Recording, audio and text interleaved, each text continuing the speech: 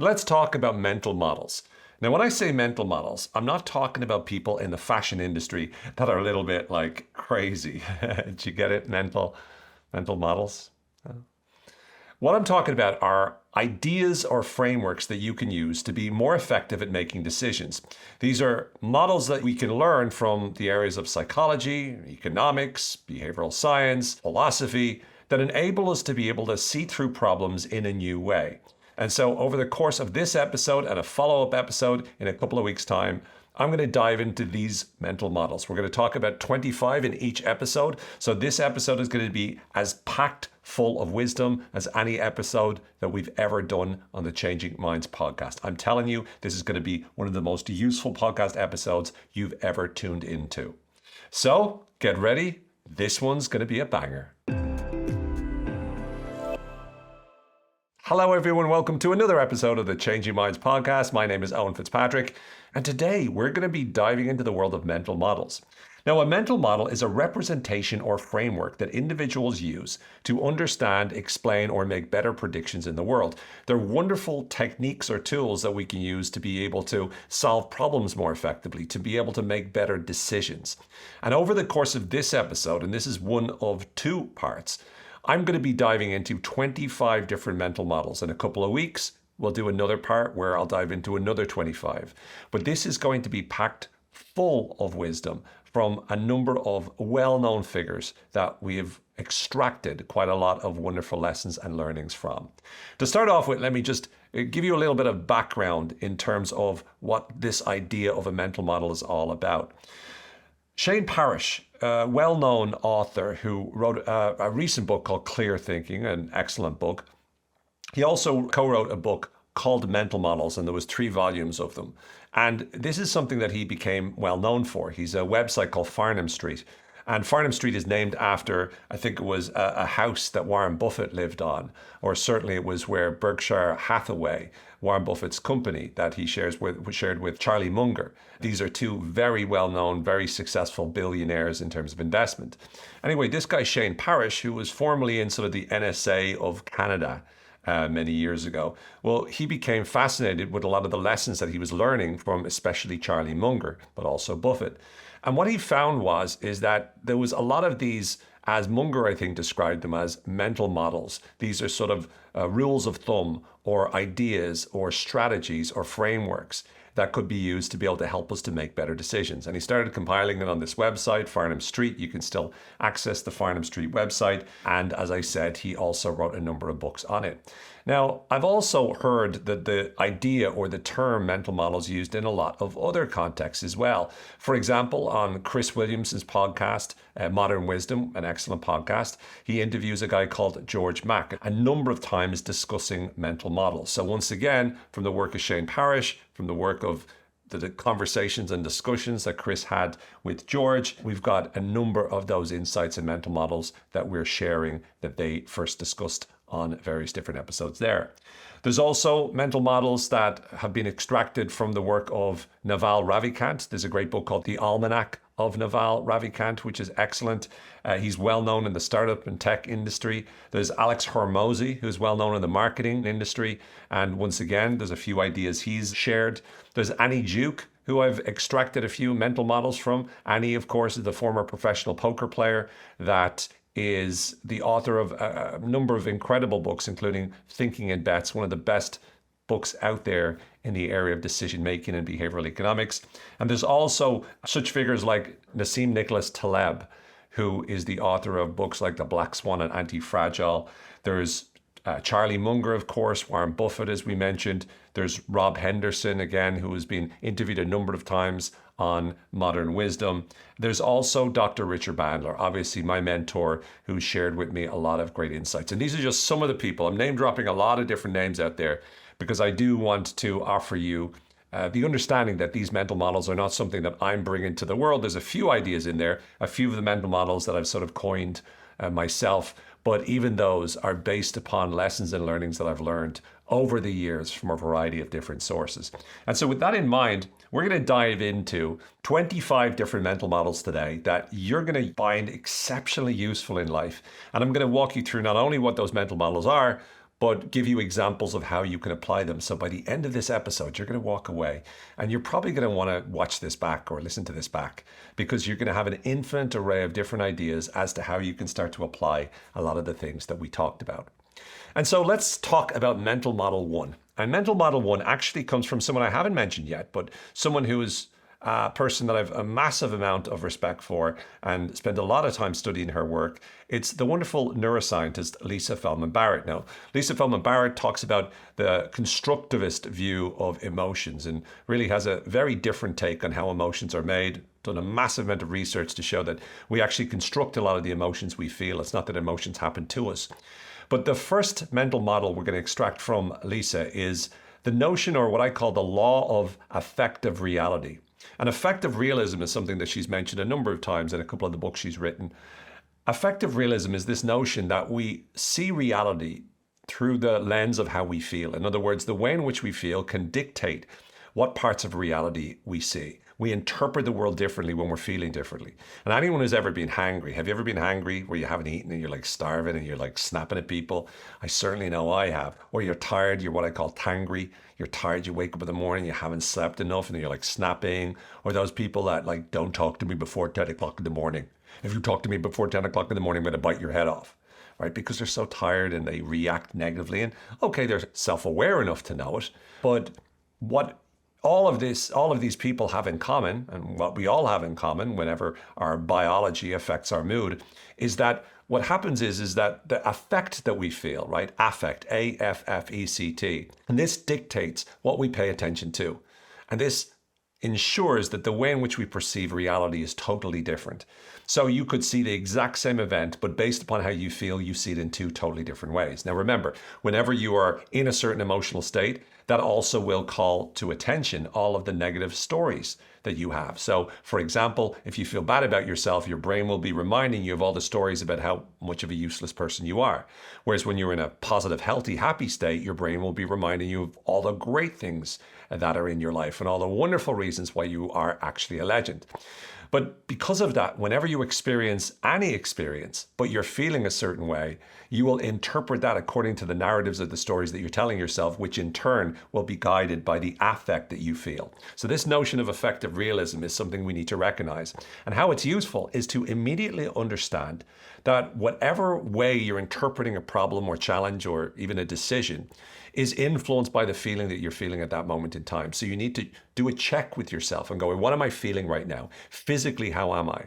And if you want to make a good decision, and Dr. Richard Bandler would always share this with me, is always try to make good decisions from a good place. So try to create a good state before you make a good decision. Because invariably, whenever we feel bad, more often than not, that bad feeling can lead us to make bad decisions, which in turn can give us bad realities or experiences, which in turn can reinforce the bad feeling. So it's vital that we're able to change our state and to be able to make better decisions in better ways, ensuring that we handle this sort of what I call the law of affective reality. So that's the first mental model that is really, really helpful and really, really useful. The second mental model is what we know as the law of contrast. Now, this is originally something covered by Leon Festinger in the 1950s, in 1954 or so. And Festinger is known as a psychologist who's known for the social comparison theory. And this is the idea that people evaluate their own opinions and their own abilities by comparing themselves to other people. But the law of contrast is something that Robert Cialdini, in his book Influence, this classic book written on the psychology of persuasion, what he starts out the book with, before he goes into the 7 principles of influence, he first talks about this law of contrast and how contrast dictates, to a large extent, how we evaluate different things. Charlie Munger would talk quite a lot about this, but Charlie Munger was also a big fan of Cialdini's book Influence. And so there's a lot of connections there. But in a nutshell, this is really powerful. And a simple example would be if I said to you, let's imagine whatever you do, I said to you, okay, you're going to get an increase in your salary or an increase in whatever you pay yourself if you're self-employed. And you're going to do that, you're going to get an increase of 50%. You'd probably be delighted. But if I told you that everybody else around you was going to get 75% increase, all of a sudden what looked good because you were comparing it to where you are, all of a sudden it looks bad. So whatever we compare ourselves to will dictate how we feel about whatever we have. And the problem is now we're living in a world where we go on social media and you go on Instagram and everyone's loving their life. Everyone's living a hashtag blessed life where they're living their best and they're going on vacation and going on holidays all the time. They will share whenever something amazing happens. It looks like everyone except for you is killing it. It looks like everyone except for you is having fun. It looks like everyone except for you is madly in love. And the problem with that is that you're comparing your worst with their best. And this law of contrast means it's very easy for us to feel bad even if we're doing good, because what we're comparing ourselves to. Some of the research studies have shown that when you walk around or you spend some time with people in need, while one of the benefits that you get is the feeling of satisfaction of giving to those people, it's also you're comparing yourself to some degree to those people. And you're thinking to yourself, how lucky am I that I have this in life and all of these poor people are sick or they're poor or they're struggling in some other way. So it's important for us to recognize the power of contrast. And whenever we feel bad, whenever we feel angry, whenever we feel depressed, whenever we feel inadequate, whenever we feel insecure, ask yourself, who are you comparing yourself to? Who are you contrasting your experience with? And I guarantee you, whoever you're comparing yourself with, more than likely, you're going to find yourself feeling bad as a result of that. So that's the second mental model. The third mental model is when we look at the notion of doublethink. Now, doublethink was popularized by George Orwell in his wonderful book, 1984, classic book. But I first heard, I think it was George Mack and Chris Williamson who were talking on Chris's podcast, Modern Wisdom, and they were talking about this notion of doublethink as a mental model. And the notion is your ability to be able to hold two things as true, two paradoxical ideas as true at the same time, which is, of course, what the character in 1984 had to do, living in that political minefield. And what George Mack described it as is, he said, instead of like this notion of, oh, black or white thinking is bad, or thinking in the gray is the best idea, and I've said that before in podcast episodes, he suggested the gray isn't necessarily a good approach to a lot of decisions. Instead, we need to live in a black and white thinking world. So we're looking at two perspectives fully, and we're believing in two things at the same time, and that allows us to be able to make better decisions. Now, while I still think that far too many people fall into the trap of thinking black or white, and that's part of the reason of, this polarization, either I'm right or you're right, I think this notion of black and white is intriguing, and it's different in the sense of gray, because gray is saying it's not that complicated. Whereas black and white or doublethink is really being able to step into the other person's shoes. And it's almost like whenever I'm arguing with another person, I've got my what we call a strongman argument. That's my point of view, what I believe to be true. They've got their argument as well, and their strongman argument is their strongest argument. So my strongest argument and their strongest argument, I need to understand both. And the more I can understand both, the more effectively I can have a conversation with that person. More often than not, when we argue with someone else, we have our strong man, we know our strong argument, but we have the other person's what we call straw man argument, and that's their weakest argument. And the reason we have that is because it's easy to argue against, and we like the idea that we're right and they're wrong. When we talk about doublethink or this black and white form of thinking, this can be helpful in a number of different ways. For example, you could be both trying to get two different types of customers at the same time, right? So your business could be targeting one type of customer who has a very sort of low budget and another type of customer who is a very high budget, right? So they've lots of money to spend. They're very high value, high net worth individual. And whenever you're deciding on your marketing strategy, you might think to yourself, which one do we go after? Or you might think to yourself, how do we go after both? And how do we create products for both?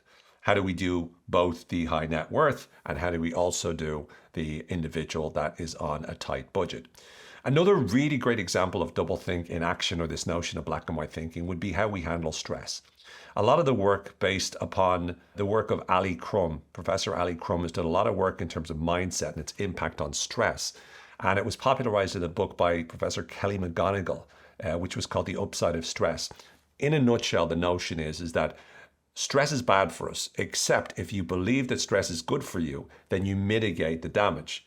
And so that really requires you to believe, on the one hand, stress is bad for us, but on the other hand, if you believe stress is good for you, then it can actually be beneficial in certain ways. And having those two completely polar opposite perspectives, but holding both of them at the same time, it requires a little bit of mental gymnastics, but once you do, it's exceptionally helpful. And I think as well, a lot of times the cultures over in sort of the eastern part of the world, a lot of Asian cultures tend to find it easier to be able to hold paradoxical concepts at the same time than in the sort of Aristotelian logic-based mentality that we have over on the West. And that's just a sort of an idea and theory. But I remember listening to Robert Anton Wilson, who's a phenomenal author of a number of books like Quantum Psychology and Prometheus Rising. And he would say certain things that were similar to that. The notion that the way in which we grow up, the way in which we perceive the world will dictate how easy it is for us to be able to hold two ideas true at the same time. But doublethink is another really, really great mental model. The next one is what is known as the signal versus the noise. Now, this was popularized in a book called Signal versus Noise by Nate Silver, who came to prominence because he was able to successfully predict a couple of the American elections. But this idea of signal versus noise, I think, is so useful, especially in the world today. And the idea is this: the world is full of noise, and that is lots of people are saying a lot of things. If you go into the consulting industry, lots of noise. If you look at social media, lots of noise. You go into LinkedIn, lots of noise. And noise is pretty much a lot of people talking, but not saying very much. And the signal is like the needle in the haystack. The signal is really useful bits of information. So if you read a book and you see that the book is the person's bullshitting for quite a long period of time in the book, they're talking a lot, the nuggets that you get out of it, the little insights, the little sentences or phrases or techniques or ideas that you get out of that book, they're the signals of that book, which immediately are something that you can immediately take away and use. So in every situation, whenever we're trying to be better at learning, trying to be better at zeroing in on and targeting in on the specific ideas that we want to target in on, taking stock of this notion, signal versus noise, means that we pay attention to the signal and we're looking for the signal inside of noise. So we're not expecting that when people are communicating, it's all going to be signal. We're expecting it's going to be noise. But inside of the noise, we're looking for the signal. So in other words, you're always asking yourself the question, what is useful in this? What are the ideas I can take from this? And when you approach things with that mentality, it's a game changer. It allows you to learn so much faster as a result, because once again, you're dealing with reality as it tends to be. The next mental model is rational optimism. And this is the notion of, and there's a great book by Matt Ridley, I think, called The Rational Optimist. And rational optimism is this idea that we are able to look at the world from an optimistic lens, but we're doing so by looking at the data. And there's research that shows that in books like Steven Pinker's book, he does a deep dive and shows how the world is actually a lot better than it was many years ago, and the world is continuously getting better. And it doesn't feel like that, because if you turn on the news and you look around and you check in the media, it looks like the world is coming apart at the molecule. And it really looks awful.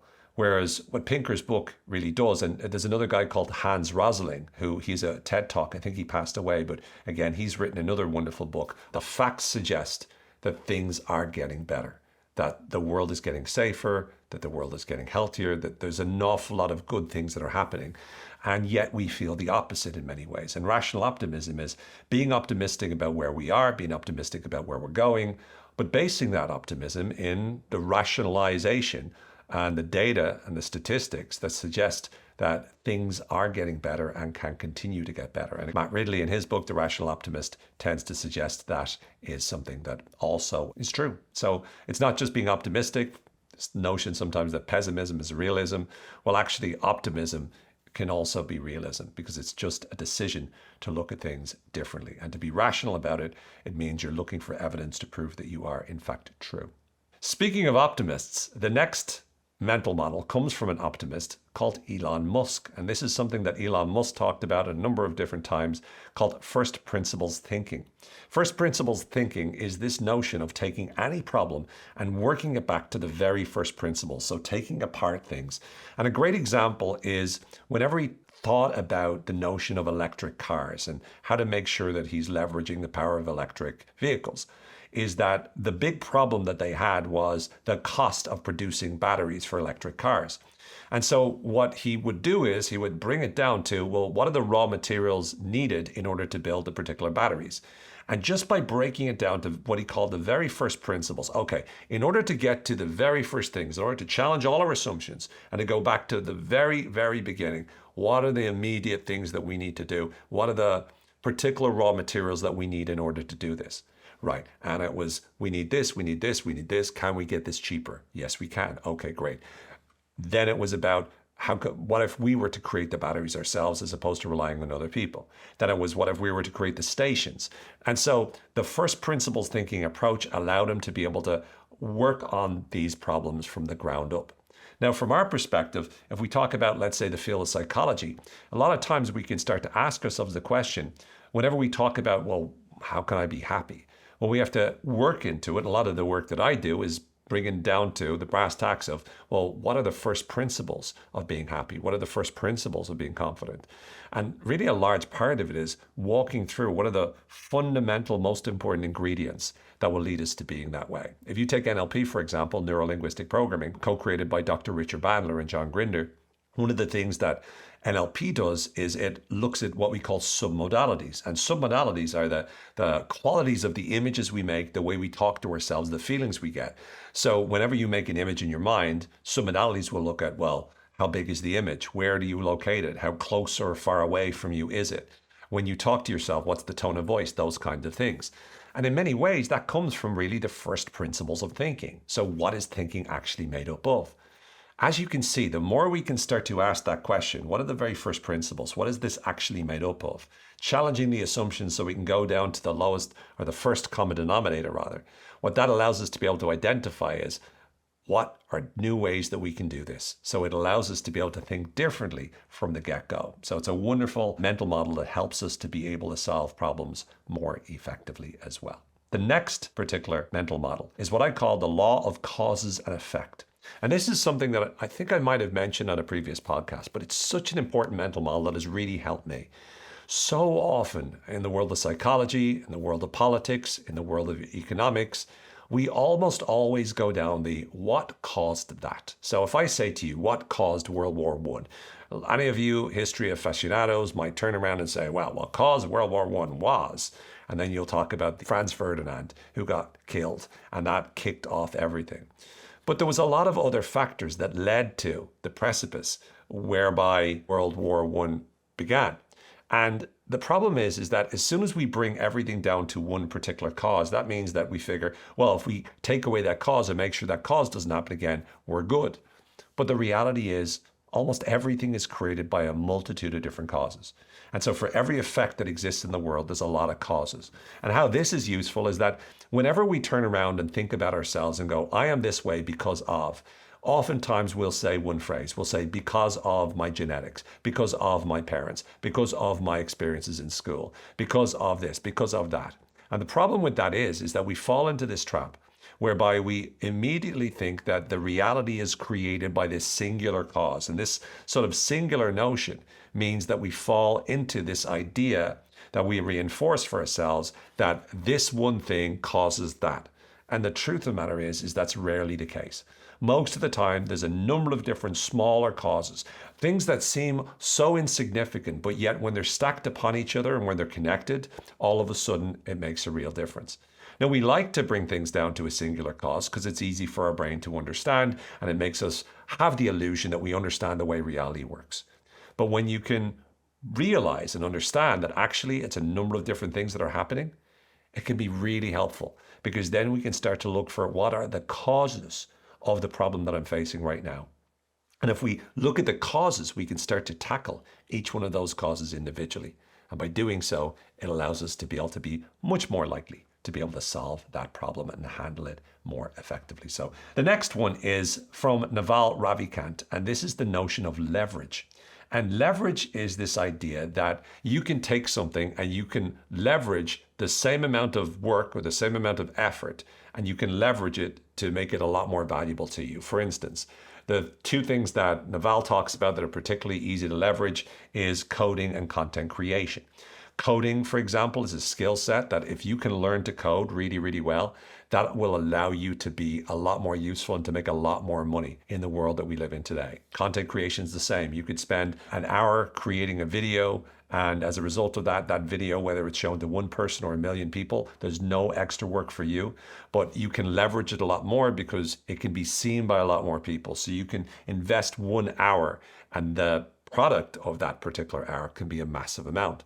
And so the notion here is, how can you begin to start to think about high leverage activities? In other words, what are the things that you can do that by you doing it, that can be a lot more valuable than just the time that you put in it?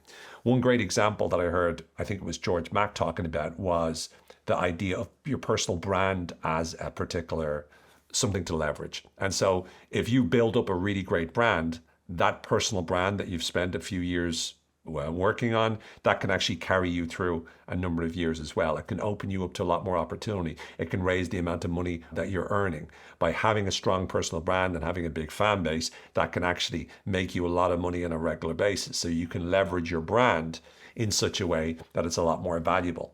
So the key is what are the kinds of things you can do to make the time that you spend even more valuable? What are the things you can do and spend your time on in the moment today that can help you tomorrow, the next day, and many, many weeks and months and even years after that? This idea of leverage is a really great way of figuring out what are the most important things for us to occupy our time with, because they're the things that we can leverage to be able to get even more out of the time that we spend. The next particular mental model is what we call antifragility. And this is popularized obviously by the great work of Nassim Taleb in his wonderful book, Antifragile. Taleb is a great thinker and an excellent writer. And in this book, the notion of antifragile, or something that is antifragile, is about something that can gain from disorder, something that can gain from chaos. So if fragile is you take a glass and you throw it against the wall and it smashes because it's fragile. Anti-fragile would be, for example, like your muscles. When you lift weights, you break down muscle fibers and those muscle fibers grow back bigger, right? And so when you expose your muscles to adversity in that way, your muscles respond when you break them down to grow back bigger. That's because they're what we call anti-fragile. Now, this is also related to the notion of post-traumatic growth, that whenever certain people experience trauma, they tend to become stronger and better as a result of that. And so the notion here is that if you can start to see that as a useful way of thinking, this mental model will allow you to look at adversity you face or change that you face or even traumatic situations that you face and find a way and ask the question, how can this make me stronger? How can this make me better? The next mental model is what we talk about as zero-based thinking. And zero-based thinking is the idea, and I think Brian Tracy described an exercise similar to this. But this notion is something along the lines of, if you were to start from scratch, what would you do? So if you were trying to lose weight, let's say you're in the middle of some sort of diet or you're exercising a certain way, you want to lose weight, you stop and you go, if I was not doing anything, what would I start with? Or if you've got a business and you're running a business and you stop and you go, if I was to start this business from scratch, what would I do? And it's like the beginner's mind, I think. A lot of times in yoga, people mention the term the beginner's mind. And I think it's a really useful way. This zero-based thinking is like, I'm starting at zero. What are the first few things that I need to do?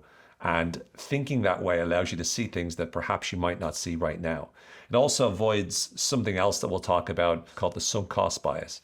And the sunk cost bias is the notion that because we've been doing something for quite a while, we're less likely to give it up because we've put all of this effort in and we don't want it to be for nothing. But actually, sometimes the right thing to do is let it go. What are the new things that I would do if I was starting from scratch? So it's a very, very helpful thing. Number 11, mental model 11, we're already almost halfway there. Forcing functions. Also, I would put in what is known as the Ulysses contract. I think I learned the Ulysses contract from Annie Duke. It was certainly someone in the area of behavioral economics. But forcing functions is something I heard George Mack talk to Chris Williamson about. And forcing functions is putting yourself in a situation where you're forced to do something. So for example, you take a percentage of your income that always goes into a tax account at the end of each month. You're setting that up so that you don't have to make the decision. So you organize your finances by creating all of these direct debits. And as a result of that, you don't have to touch it. And that avoids any sort of requirement of remembering it or requirement of willpower from your perspective. It's a very, very helpful strategy that can help you to make decisions by not making decisions, by setting up your life that way. And why I put in the Ulysses contract, this is named after obviously the ancient Greek figure Ulysses, who was mentioned in Homer's Odyssey. So Ulysses was this great figure and he was the king of Ithaca. And he was on his way home from, I think, maybe a war or something. And he was basically in a ship with a bunch of other sailors. He was the king of the ship, the captain of the ship.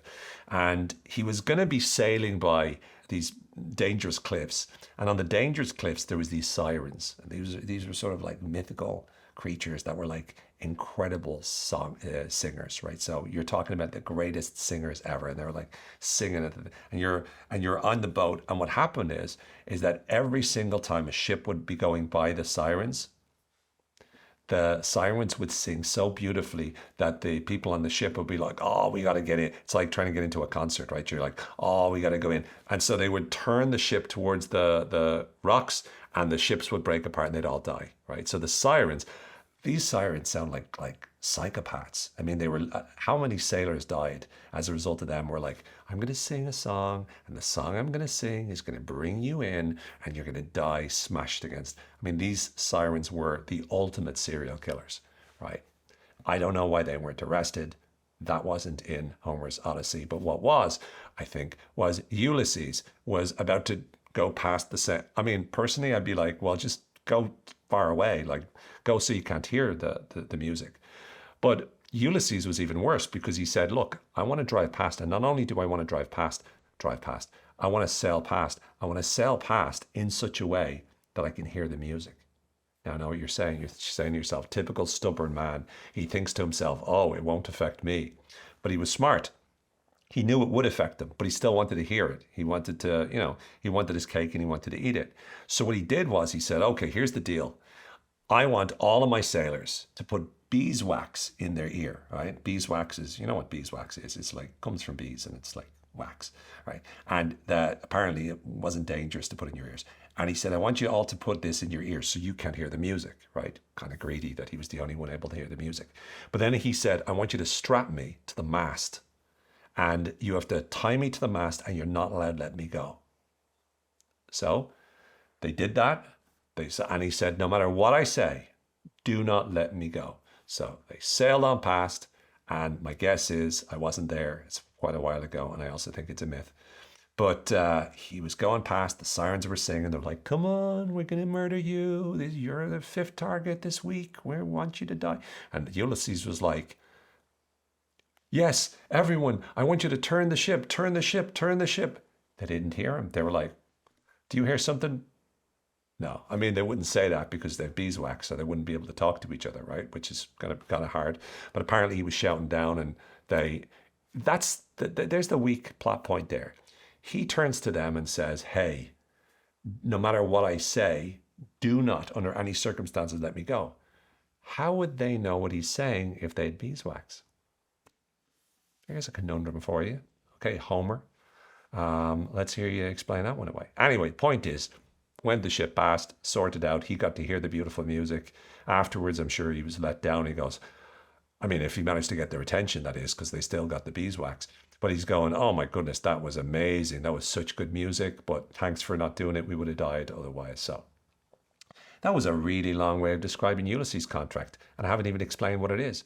So the Ulysses contract is very simply organizing your habits such that you force yourself, you put yourself in a position like Ulysses did, where you've got no other choice to do it, right? So you're kind of forced into that context. So if you go to, for example, the grocery store and you only buy healthy food, then whenever you're snacking, you're only going to eat healthy food.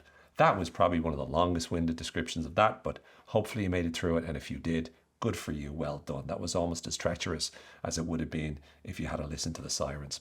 Number 12 is the Law of Motivational Beliefs. And this is a really cool one. It's simply this notion, and it's based upon one of the elements of what I call the scaled framework of belief leadership. It's the D, the drive or desire. It's the fact that a lot of times we believe what we want to believe. And this is really helpful and really useful because when you realize that more often than not, people are believing what they want to believe, it means that in order for you to be able to change a person's mind, you have to figure out how can you make them feel like believing in your new idea? How can you help them to see why believing what you have to say will actually benefit them? And this means not just thinking about how can I prove someone wrong, but how can I entice them? How can I seduce them? How can I build a desire for them to believe in whatever useful ideas that you think will be beneficial for them in the long run? So When we think about even our own beliefs and we think about, well, what do I believe? You can also ask yourself, am I believing this because I want to believe it? And is there something else that also would be helpful to me, that would be more useful to me or more empowering to me? For instance, if you believe that you'll never succeed and therefore that serves you, you want to believe that because it means you don't have to try and you don't have to risk failure.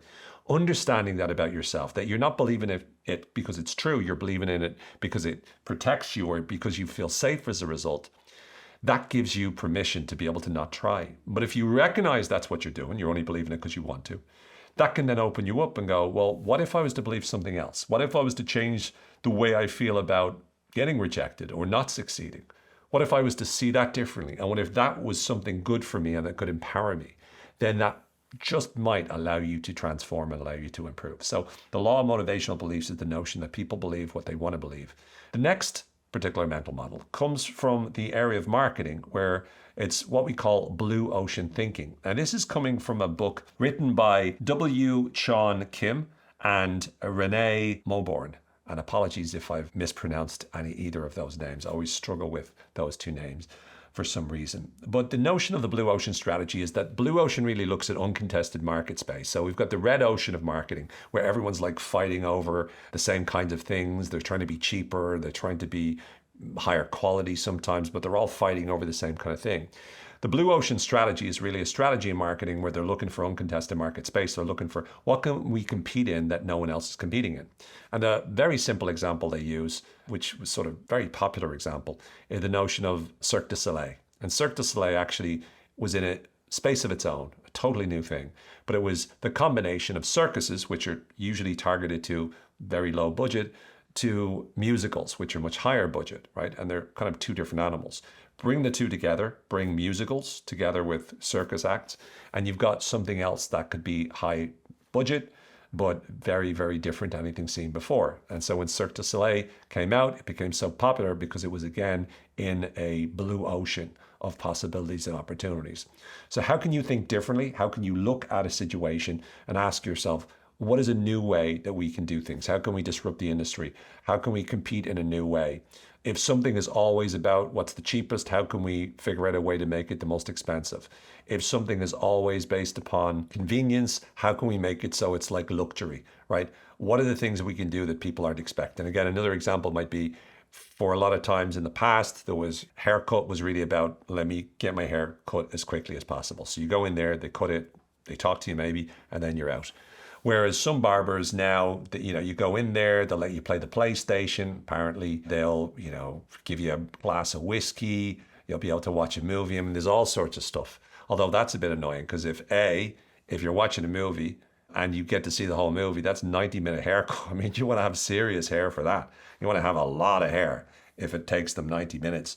And if it only takes them 30 minutes and you're like in the middle of a movie, what are you supposed to do then, right? Imagine it's one of those like exciting movies. You're like, what happens next? I suppose you only have to rent it out, but let's imagine it's one of those movies that's on a different channel. There's all of these permutations that I don't want to get lost in, but I think it's important to think through. Point is, the blue ocean strategy is about creating this uncontested market space, and it's helpful for us to be able to look at, what if we turn this on its head? What if we look at this from a completely different perspective? What might we see?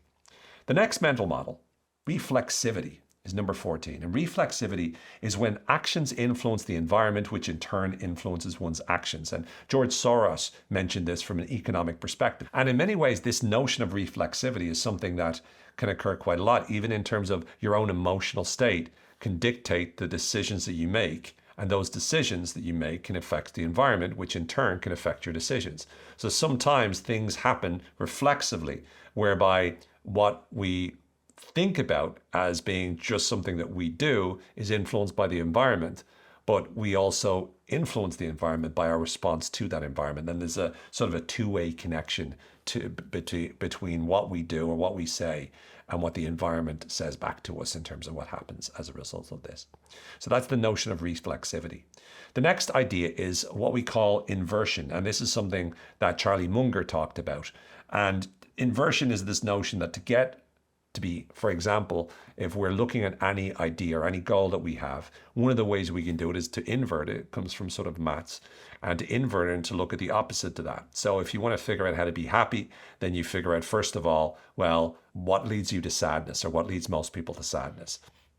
And I remember Shane Parrish in his book, Mental Models, talks through this notion of inversion, but gives a number of examples of whenever you take something of this is what I want to achieve, well, what is the opposite to that? So you want to be more confident, for example. What is the opposite of that? That's being nervous. So what are the kinds of things that you would do if you were making yourself nervous? And then what is the opposite of those actions? And so by looking at something the opposite way, a little bit like the reflexivity, I suppose, but by looking at something in the opposite way, it allows you to look at things in a very, very different way than you might have before. And a lot of times when we talk about traditional goal setting, we just think about, right, what goal do I want to achieve? When you talk about it from an inversion perspective, you're looking at, right, what's the opposite to that? What do I really not want? And what are the things that I would do if I was getting what I don't want? And then what is the opposite to those actions? So it's a very different way of thinking, but so often we can struggle with knowing what we want. We can struggle with knowing what we should do. And when we invert it, it actually opens us up to a new way of thinking, which is why this is one of the most popular and one of the coolest mental models. The next mental model is something that I call agency math. And this is something that it's a concept I haven't come up with, but the notion agency math, the reason I describe it is because it's really about calculating what's under your control fully in any situation, what is something you can influence but you can't fully control, and then what's something outside of your control. And when you stop and you think, what's fully controllable by me, what can I influence, and what is outside of my control or influence, that allows you to deal with almost any adversity, any stress, any problem in a much more powerful way. One of the most important things we need to do in a very stressful and very overwhelming world is to get better at focusing on what we can do, what we can focus on in terms of what we can control, in terms of what we can influence. The more we spend time thinking about what we can control and influence, the more easy it'll be for us to be able to handle the world. And the problem is so much of our stress comes from something outside of our locus of control. And as a result of that, it makes us feel pretty poor. So it's critical that we get better at what I call this agency math. Number 17, we're getting through them. 17 is Ockham's razor. And this is named after William of Ockham, a 14th century English Franciscan friar and philosopher. And this is the notion, and it's the most famous of all the razors that are put out there, but it's the problem-solving principle that suggests that entities should not be multiplied beyond necessity. In other words, the simplest solution is often the right one. The simplest solution is often the right one. And this is something that's informed from detective stories. It's been around and used by many different people. But what's really helpful about it is that we live in a world that oftentimes it's almost like we're seduced by complexity. We're seduced by something that is complicated. And a lot of the times, the simplest and easiest to understand solution is actually what's going on. And because we like the notion of complexity, we like the notion of being challenged, we can miss that. But it's vital that we spend a bit of time looking and asking the question, what's the simplest and easiest and most likely scenario here? And when we do, when we identify that, it allows us to be able to see things better. And as a result of that, we're much more likely to solve problems. So next time we're looking at a problem, ask yourself, what is the easiest and simplest solution here? Maybe, just maybe, it's that. The next particular mental model is what I call, but it's obviously named after him, Gawdat's formula for happiness. And this is based upon Gawdat is a wonderful author. He's the author of a number of books, including Solve for Happy. And he's a former chief engineer of, I think it's Google X. To sum it up, it's basically the equation or the formula he gives is that perception minus expectations equals happiness. In other words, what we're ultimately looking for is how do we expect an event to occur? And then what do we perceive when we experience that event? And if our expectations exceeds the perception, we're sad. And if our perception exceeds our expectations, we're happy. And so the notion is you can control what your expectations are. And to a degree, you can control your perception because you can control where you put your attention. Now, while this is not necessarily an entire formula for happiness, because that tends to be more based upon the notion of dopamine, right? And dopamine is the motivation molecule to do with the anticipation of reward. And so when you do expect something to go well and it doesn't go well, that tends to be low levels of dopamine in your brain. Whenever you expect it to go well, but it goes even better, that's high levels of dopamine in the brain. So in a nutshell, when we're looking at this formula, it tends to be good for the dopaminergic and interpretation of happiness. But that's not the only form of happiness, right? But as a simple principle, it's pretty cool. So again, one simple thing you can do to become happier is to be mindful of what are the expectations I have. Because like the contrast principle says, you'll be often contrasting what are the expectations I have and what is the experience like. And by being able to look at the difference between your experiences versus your expectations, if you can make it so that your experiences are higher than your expectations, that can ensure that you are building and cultivating a better sense of happiness. And there's a number of other authors that talk about something very, very similar, but I do like how simple this formula is from Gawdat. Number 19 is the law of reversed effort, or the law of reversed effect, sometimes known as. And this is that with certain things, the harder you try to do something, the harder it is. So you try to get asleep, the more you try, I'm going to sleep. I mean, hopefully you're not making those gestures in bed. If you're like this, I hope I sleep. When you're trying to sleep, definitely not going to work out, because you're tensing. Look at that facial expression. No one sleeps like this. If you ever seen anyone sleeps like that, they've got issues, right? You want to be able to chill, right? And even if that's what you're doing inside your head, it's not going to go well for you. When you try not to stutter, if you stutter a lot and you try not to stutter, oftentimes it's harder. If you try not to twitch, oftentimes you twitch. If you try not to blush, oftentimes you'll blush more. Whenever people have panic attacks, the more they try to calm down, the more panicked they are. That's why when you tell a person, calm down, don't be stressed, chill out, doesn't go well. Whenever you say that, it doesn't go well. People don't like you. So I have an experiment for you. Let's say your significant other or some friend of yours, and they are, getting stressed out.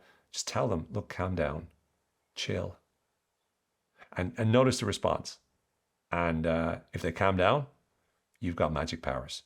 More often than not, you tell someone to calm down or chill when they're stressed out, they're going to punch you in the face. They're going to lose it. So that's called the law of reverse effort.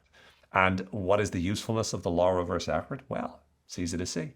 When you're in those situations, instead of trying, come to terms with and accept the fact that you might not get a sleep, that you might blush, that one of these things might happen. And then you're not going to be moving against yourself, and you're much more likely to actually be okay as a result. So really, really useful approach there. The next one is optimizing for, or what is known as, or what I think it was George Mack calls meaningful metrics. And this is the notion that we tend to make mistakes in life because we tend to use metrics to measure success, which are not the right metric. So for example, you look at your Instagram and you go, how many followers do I have? How many likes do I have? And that determines your happiness. And this idea that the amount of followers or the amount of likes that you have, they're what are known as the wrong kind of metrics to measure success. Because if you're always measuring your success based upon these external bullshit forms of validation, then it means that you're constantly hoping that the world is going to turn around and give you exactly what you think you want or you think you deserve. And that's not the way the world works. So just because people get, you go on LinkedIn, right? And you see someone writes something like innocuous, like business can be hard sometimes, or like, when you're in business, it's important to be professional, like something basic. And if they've got a lot of fans, you've got like thousands of comments and thousands of likes going, it's so true. You need to be professional when you're in business. Oh, that's a brilliant point. Yes, sometimes bad things do happen. Oh, that's genius. Yes, you need to communicate with people with your eyes open. That was so clever. Like all of this stuff. And you're looking at it, and I'm talking about signal versus noise. You're looking at it and go, this is all noise. This is noisy. And it's so frustrating when you see it. And then there's thousands of likes and thousands of comments. And if we then start to look at it and go, the amount of comments or likes you have is indicative of how great your ideas are, well, that's just flat out wrong.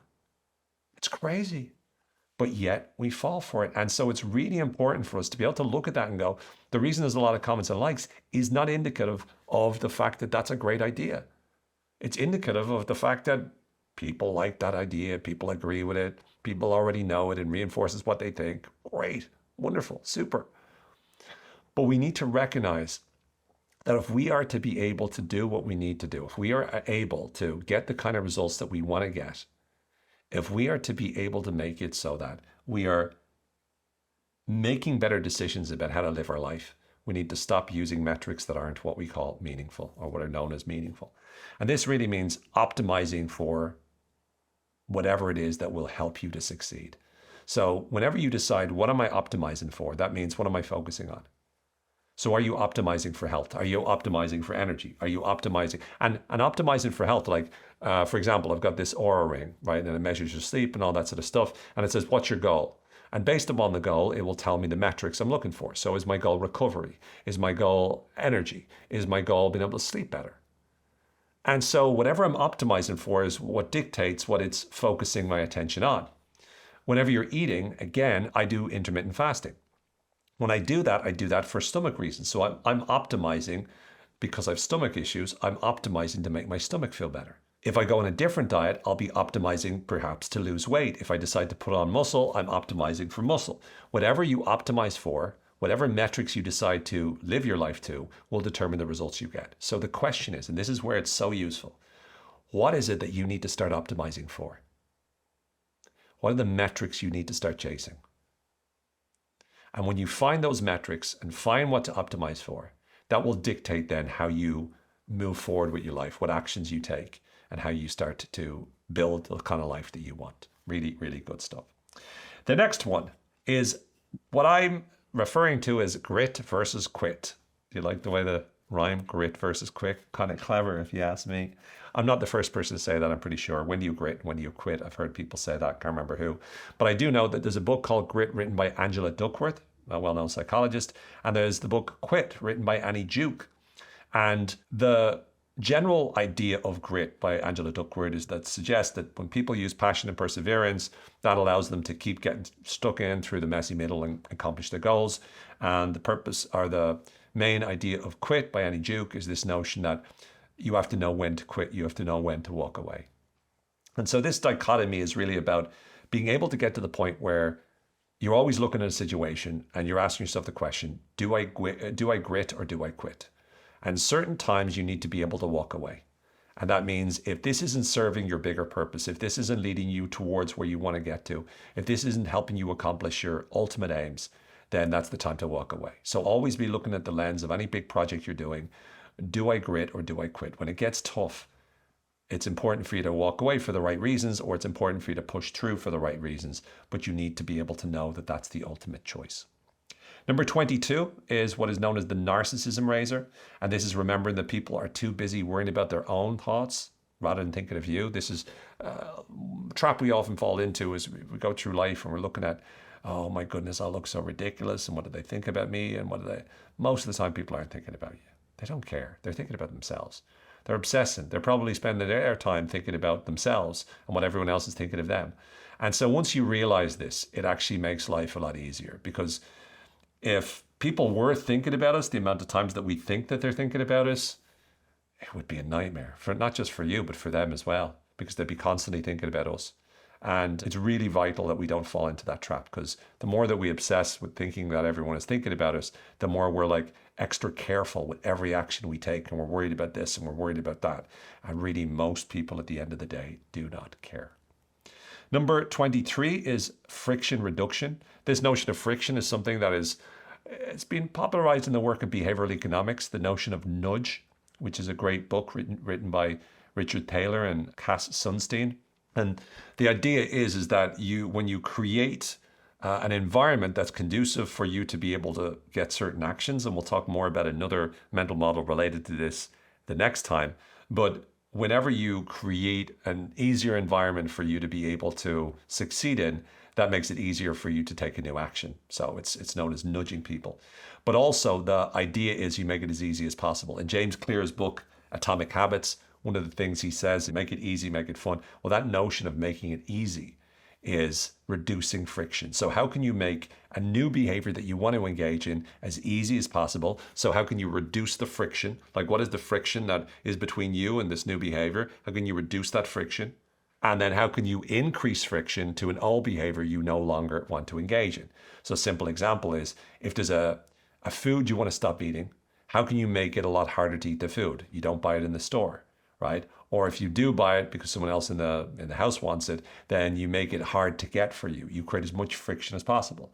And then the flip side is that something you want to eat more of, blueberries, apple, whatever it is, you make them very easy to get. You make it simple for you to just grab an apple off the counter, just like this, apple a day, apple a day. After me, apple a day. Sorry, I don't know what I was doing there. But the key is, the easier it is, the more likely you are to do it. The harder it is, the less likely you are to do it. So friction reduction is really about reducing the friction of the new behavior, but then you could add friction to make another behavior you don't want harder to do, and it makes it less likely to do it. Number 24 is what I call emotional blindness triggers. And this is something I see all the time at the moment. Emotional blindness triggers is when people that are ordinarily pretty smart, or even, it really happens to everyone, it happens to people who are dummies as well, but super smart people, really rational, really balanced, really this, really that, they get triggered. And they get triggered emotionally and they're just completely blind. They've got no reason left, right?